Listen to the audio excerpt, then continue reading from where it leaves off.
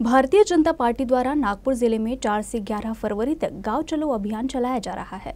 उप मुख्यमंत्री देवेंद्र फडणवीस, केंद्रीय मंत्री नितिन गडकरी, प्रदेश अध्यक्ष चंद्रशेखर बावनकुले सहित भाजपा के सभी वरिष्ठ नेता निर्धारित गांव में एक दिन रुकेंगे। इस संबंध में विधायक टेकचंद सावरकर ने पत्र परिषद में जानकारी दी।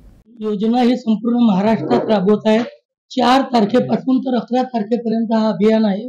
महाराष्ट्रातील सर्व नेते हे एका गावाला जाऊन त्या ठिकाणी ह्या योजनेचा संपूर्ण जे पक्षानं दिलेला आहे ती योजना गावामध्ये राबवणार आहे।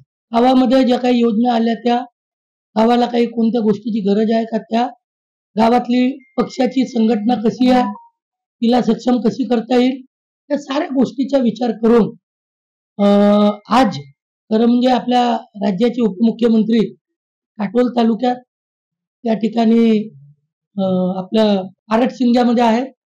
10 तारखेला चंद्रशेखर बावनकुळे साहेब बोलोद्यामध्ये राहणार आहे आणि अशा प्रकारचे आमचे सर्व नेते एक गाव एक नेता ही योजनेच्या त्या ठिकाणी सक्रियपणे सहभाग घेणार आहे। 18 प्रकारच्या गोष्टी त्या ठिकाणी आम्हाला जाऊन करायच्या।